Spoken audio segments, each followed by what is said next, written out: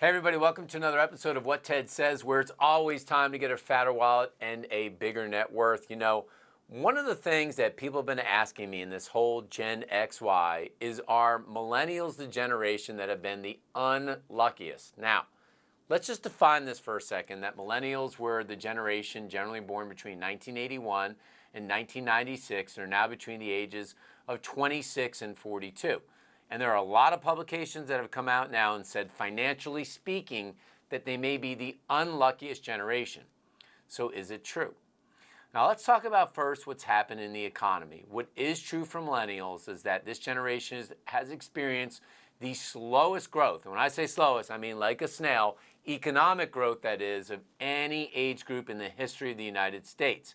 And they've been facing soaring costs. When you look at it, the cost of college education, it's basically gone up twice double inflation. This is from 1999 to 2019, which is just saddling them with this student loan debt of some $1.7 or $1.8 trillion. And also, when you think about the cost of childcare, they've gotten expensive as well.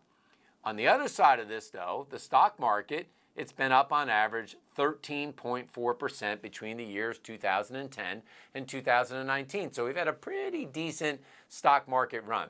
But the reason why these articles are coming out is really about what's happening with real estate. Now that we've seen mortgage prices go from 3% all the way up to 7% or more, a lot of people that are baby boomers right now, or Gen Xers that are sitting on properties, are simply not selling those properties. And this makes it unlucky for the millennials because not only can't they find the properties, not only are the property prices high, but at the same token right now, they've got mortgages that are soaring at 7%. If you're a millennial, this should not stop you from buying a house. You can always decide to refinance the home down the road. So buy the property at 7%, pay the money, and if interest rates come back down to 5 or 4%, you can always refi the home. You know what's unlucky for this generation? It's unlucky for you that you got streaming TV and social media. And the reason is because you're all watching HGTV and you're saying to yourself that my first house, I have to have the island and that beautiful kitchen with the marble countertops. I've got to make sure that I've got a deck with all the fixings on there. I need the basement with the big screen TV. And here's my answer to all those millennials out there. You don't. I know that you want it, but I have to tell you, the first home that I bought in 1995 was a small brick colonial house. Did it have 3 bathrooms? No. Did I have a big deck? No. Did I have a nice basement? No. There was nothing in the basement but a half bath, a washer and dryer, and a concrete floor.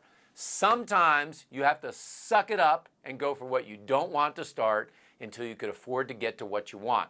That's part of the problem today. Everybody out there basically wants to have the life of Riley and the best of the best. But you know what? Are you an unlucky generation? Not at all. Look at your incomes. Look at the stock market. What you need to be thinking about is there are bumps in the road along the way. Try to get a good financial plan in place, and you too can be lucky when you get to retirement. And that's this episode of What Ted Says.